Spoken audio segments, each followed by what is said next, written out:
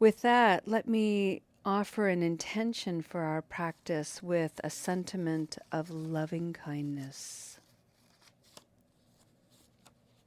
This one reads, may you be loving awareness. May you be loving awareness.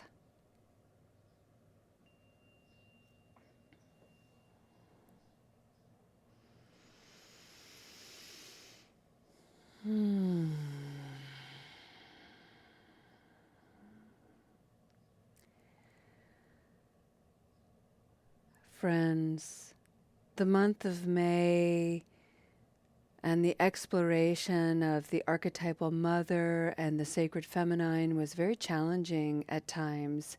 And I expect the archetypal father and the sacred masculine to also be challenging. Many of us have had parents that were amazing, and many of us had parents who were not. Some of us didn't have parents. We were raised by grandparents, foster parents, aunts, uncles, lots and lots of parenting figures in our lives. And now that we are here, and one of the motivations that I have for bringing these archetypes and this sacredness forward is that within each of us is a set of parents, qualities of both masculine and feminine that you get to determine for yourself. You get to express for yourself, uniquely as yourself. And I hope you do. I hope you find the courage to express your wholehearted self. There's only one of you, and we need you to be all of you. All of your wonder, all of your flaw, all of your light, all of your shadow. This is what makes you whole. Today, I'd like to share with you a little bit of my personal history, something that I don't do very often. And I'm inclined to do it because the last couple of weeks, I've heard Lo say to me, reflect back to me a couple of times, that explains so much.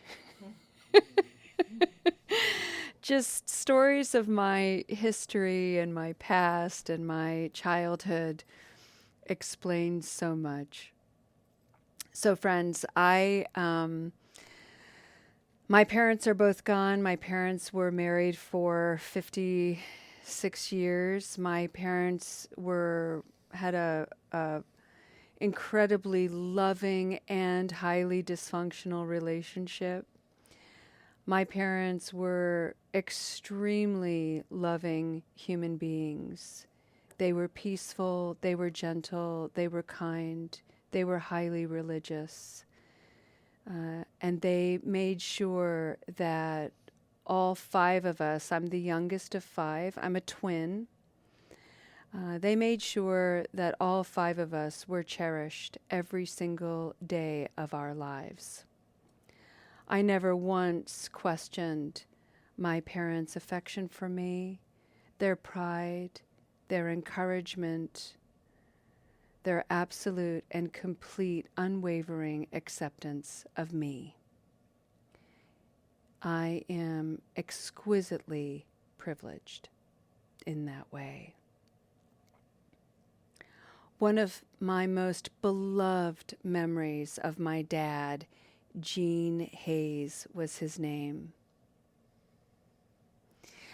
was when I was giving my baby doll a bath. I was little. I couldn't have been more than 7 or 8 years old.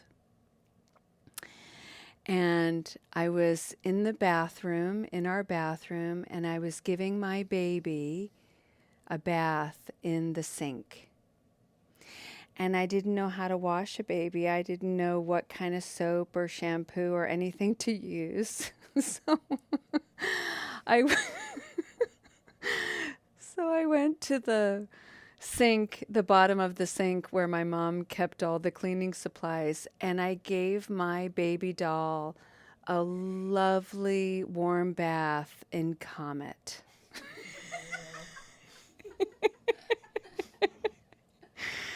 And I washed her lovingly in Comet and rinsed her off. And oh, she was so sweet. And I swaddled her up, and then I carried her out into the kitchen where my dad was smoking cigarettes and drinking scotch. And I had her all wrapped up, and I was, patting her back, and I was very quiet in my movements. And my dad looked over to me, and he was like, "Oh, is she sleeping?" And I said, "Yes." I just gave her a bath. And my dad's like, "Oh, let me hold her." And so I handed my dad my Comet scented baby doll. I think I probably wrapped her up in a washcloth, and my dad held his hands out to her, big hands, and he grabbed my baby doll, and to me in that moment, he made her real. And he was like, "Oh, she's beautiful. She smells so good." And he cuddled her up to his neck, and he put his head down, his cheek down onto her head, and he rocked her for a moment. And in that moment, I was like, wow, she's real. And then he handed her back to me. And I'm sure within minutes I had flung that baby doll somewhere in my room. And I was on to the next thing. My dad was incredibly tender. He loved babies. He was fearless in his expression of compassion. My dad was an extrovert, and he would line us up on some evening, I don't remember when, on occasion, and we would all have to perform some kind of speech. And each of us was required to stand on the piano bench in our living room and recite some kind of poem or a speech or something from our day. And Dad would say to us, if you can speak in public, you can do anything. And so my dad trained all of us to be fearless in front of an audience.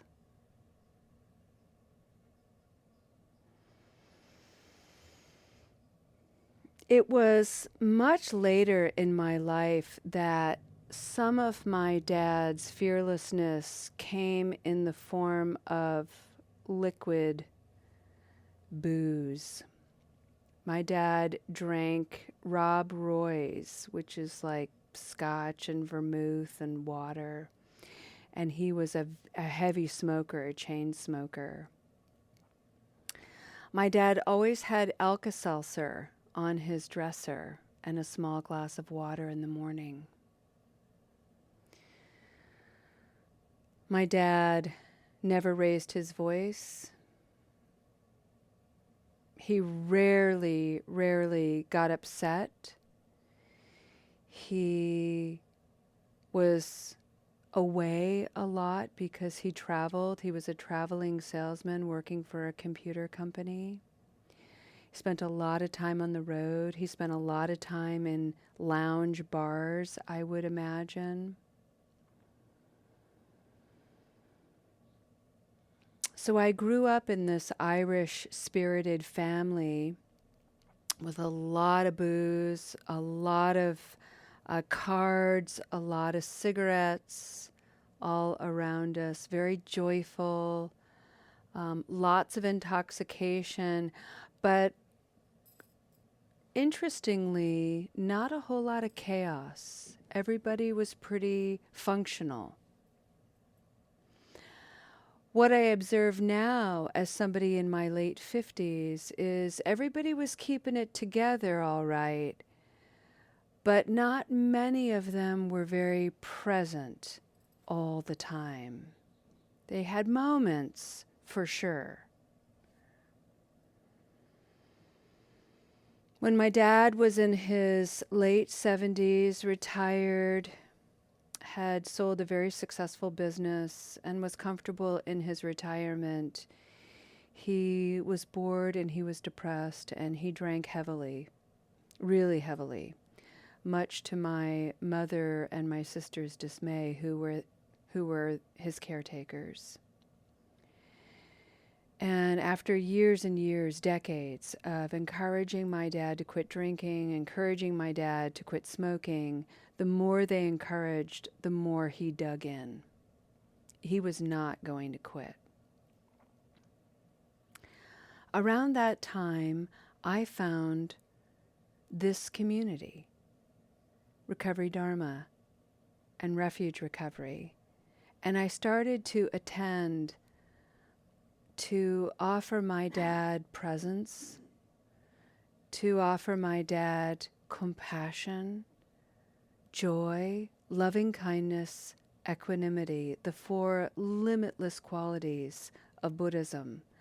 I wanted to model it for my family so that they could feel less anger, bewilderment, confusion, and frustration toward my dad, who was engaged in habit energy that he was not going to give up. He was getting into car accidents, nothing too serious. And finally, he had to have his driver's license revoked, his keys taken. And that contributed to more depression, more loss of self. And my dad was unpracticed in discernment, in self-inquiry, in being with his own discomfort. His habit energy to address all of that was to drink and to smoke.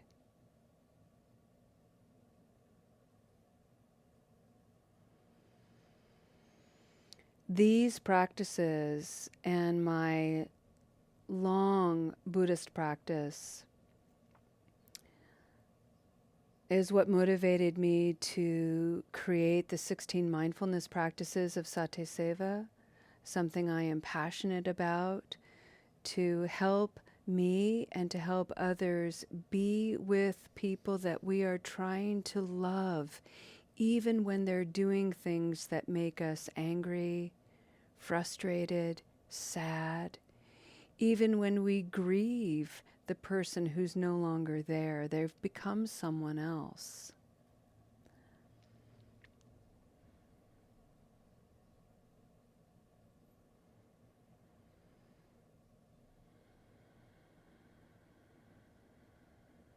We were all able to soften our attitudes around my dad as he was slowly dying. And fortunately for him, he died very quickly. He had a quick heart attack, collapsed on his apartment floor, and was gone. No pain, no suffering, no long-term illness. He died at 82. He lived a good long life. He was incredibly generous to his family and his community. And he never stopped drinking or smoking.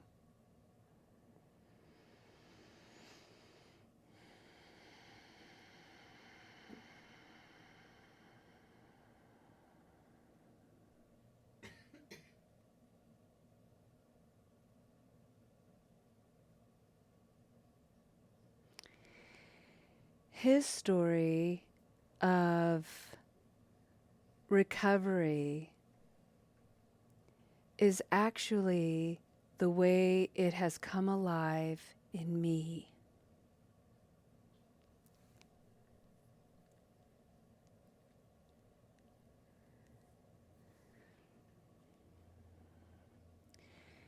His, at times, lack of presence became my devotion to presence. His strength is my strength. His extroversion is definitely mine. His extension of generosity is something I hope to embody. I certainly aspire to it.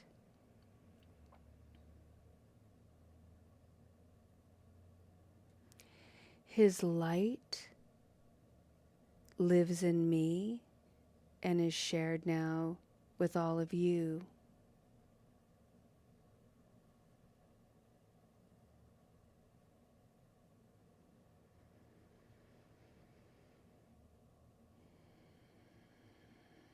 His stubbornness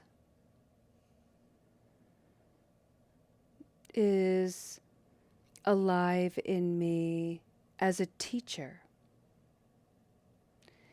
His aversion is alive in me as a teacher. His refusal to acknowledge his habit energy is alive in me as a teacher, so I don't have to repeat that legacy. As a matter of fact, I have been able to end it. And I do so not out of spite, but out of honor and recognition that it was something my dad was not able to do. And it is my way of honoring him and loving him.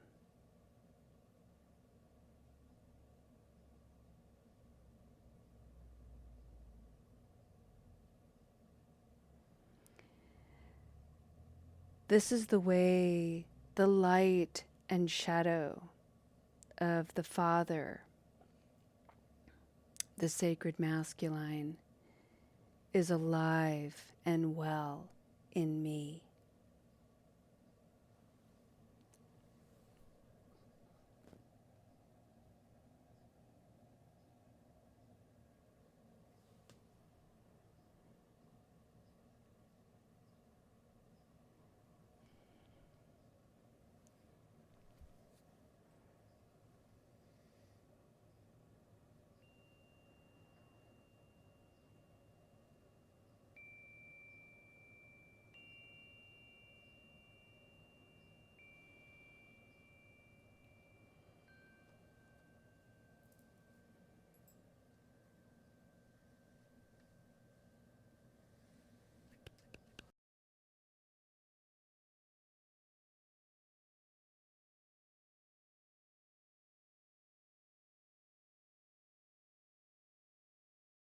I want you all, when the next time you go to the grocery store, go by the cleaning aisle and check out the bottles of Comet. You'll never look at it the same way, right?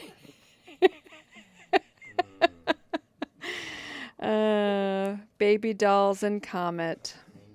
Clean baby. I think I must have washed off some of her freckles too, because that stuff is so corrosive.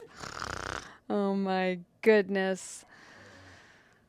Oh, friends, your tenderness, your stories, the qualities of light and shadow as they live in you and make you whole. This is Buddha nature. This is bodhicitta, the soft, wounded heart. We bring it forward in the Noble Eightfold Path, understanding, intention, action, speech, effort, livelihood, mindfulness, concentration. We bring it forward in the matrix of that wisdom to bring healing, not only to ourselves, but to the whole world. Showing up matters. And if you don't believe me, just take a moment to reflect on Phil's beautiful and sacred words. If it wasn't for this group, dot, dot, dot. Your presence here inspires. Your presence here heals. Your presence here is a light shining the way forward. Even when you think your presence is in shadow, it is still connected to its sister light. That's what we're here to awaken to. That is the holiness of the Buddhist practice. That is really the holiness of life itself. We are here simply to become aware of it, to awaken to it, and to add our light and shadow to it. Friends, in the spirit of embodying loving awareness, may you take this practice, these stories into your day. May you stand taller with clearer eyes. May you know that everyone is carrying pain, confusion, suffering. May you be for just a moment a presence of light, beauty, wonder, and awe. Thank you so much for your practice. I hope to see you tomorrow. I'll be there at 11:30 a.m. Pacific time. Until then, friends, have a great day. We'll see you again. Namaste.